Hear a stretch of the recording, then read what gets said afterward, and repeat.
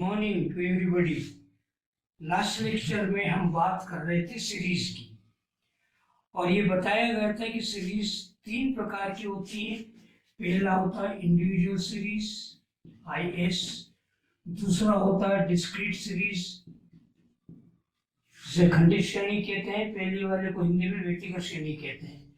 तीसरी होती है CS कंटिन्यूस सीरीज जिसको अखंडित श्रेणी या सतत श्रेणी कहते हैं।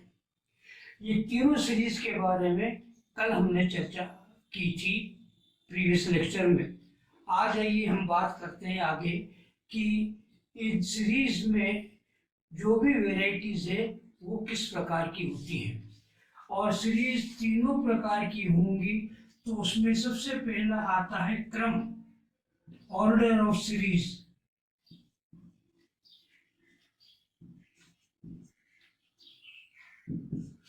ऑर्डर ऑफ सीरीज का मतलब होता है कि सीरीज चाहे वो व्यक्तिगत हो, खंडित हो या अखंडित हो, तीनों प्रकार की श्रेणी में काम आती है ऑर्डर की बात। और ऑर्डर का अर्थ होता है कि सीरीज का क्रम क्या है। क्रम दो प्रकार के होते हैं। पहला क्रम होता है आरोही क्रम, जिसे अंग्रेजी में कहेंगे असेंडिंग ऑर्डर।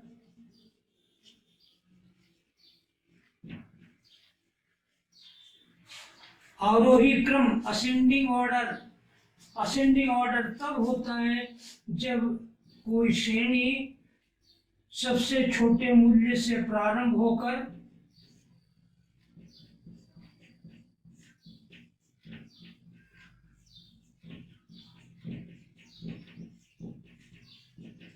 सबसे बड़े मूल्य पर समाप्त होती है।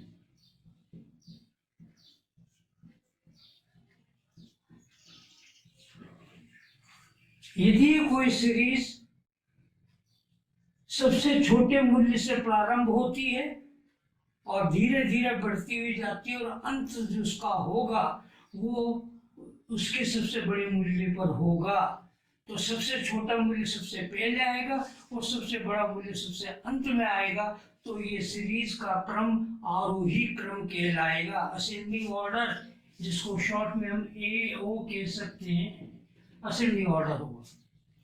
इसके विपरीत दूसरा क्रम अवरोही क्रम, जिसे इंग्लिश में हम कहते हैं डिसेंडिंग ऑर्डर, DO। अवरोही क्रम इसके विपरीत, बड़ा मूल्य सबसे पहले और सबसे छोटा मूल्य सबसे अंत में।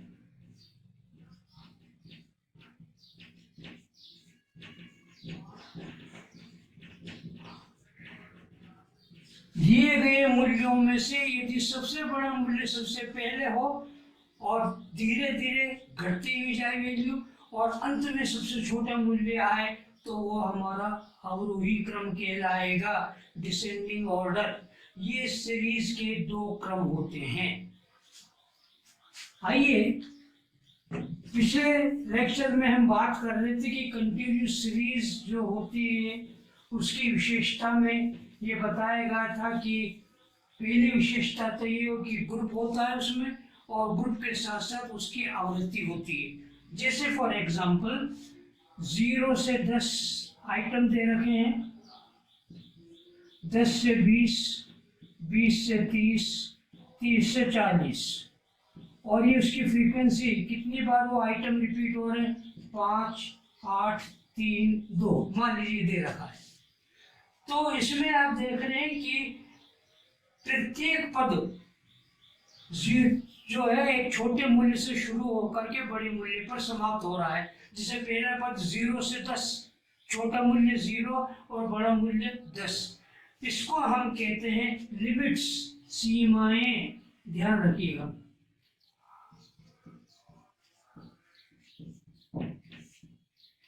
लिमिट्स कहते हैं उसे। और लिमिट दो प्रकार की होती है। पहली L1 जिसको कहते हैं लोअर लिमिट, न्यून सीमा,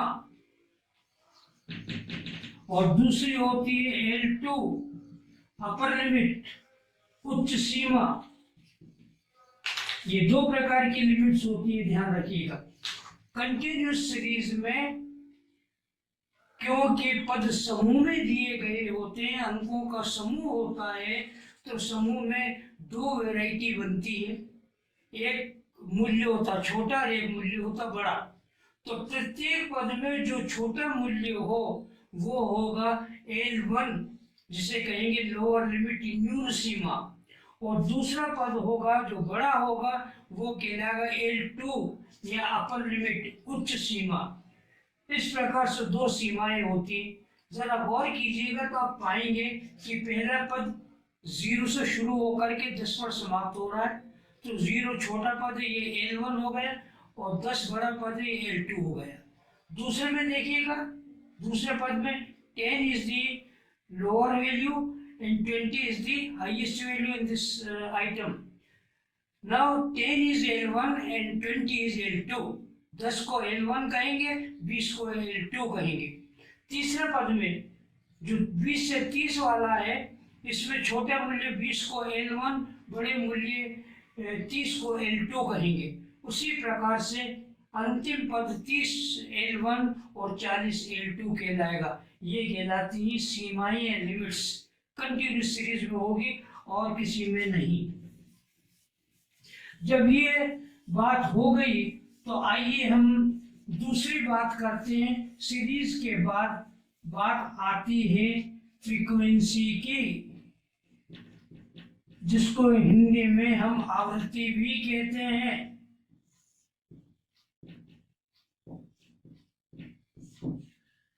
आवृत्ति का मीनिंग क्या हुआ? मीनिंग है repetition, number of repetition of items, number of repetition of an item. किसी पद का कितनी बार आगमन हो रहा है, उसकी पुनरावृत्ति कितनी बार हो रही है, वही फ्रीक्वेंसी कहलाती है। हिंदी में से आवृत्ति कहते हैं। जब आवृत्ति की बात हम करते हैं तो देखिएगा, आवृत्ति भी दो प्रकार की होती हैं। ये प्रकार, आवृत्ति के प्रकार, एक कहलाती है इंक्लूसिव और दूसरी कहलाती है एक्सक्लूसिव। इंक्लूसिव को कहेंगे समावेशी और एक्सक्लूसिव को कहेंगे अपवर्जी हिंदी में।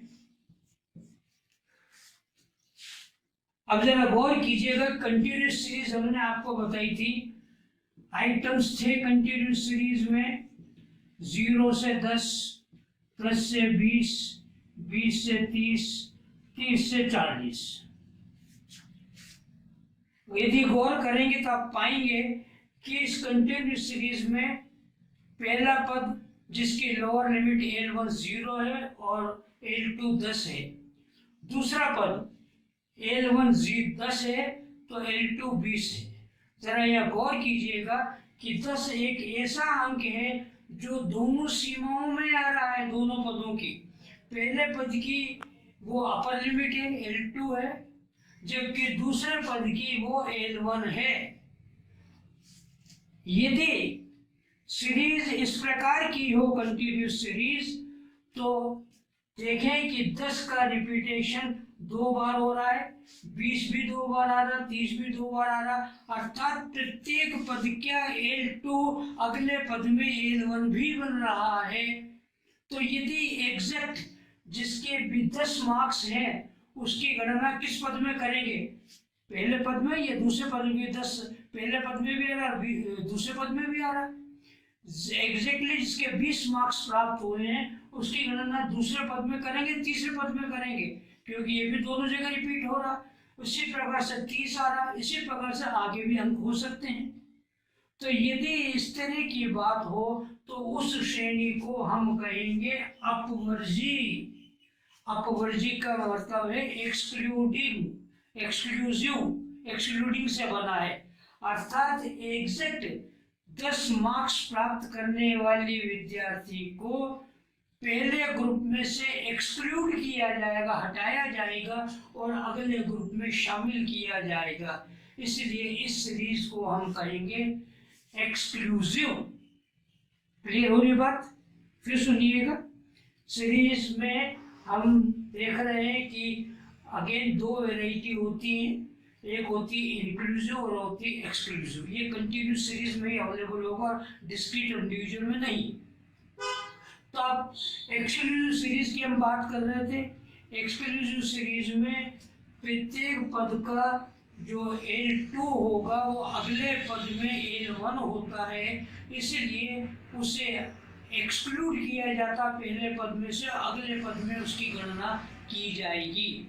जैसे पहले में 10 L2 है, परंतु वही 10 अगले पद में L1 बन गया, तो यहाँ पर पहले पद में से एक्सक्लूड किया जाएगा 10 को और अगले पद में उसकी गणना शामिल की जाएगी। इसीलिए इस सीरीज को हम कहेंगे एक्सक्लूसिव, अपवर्जी।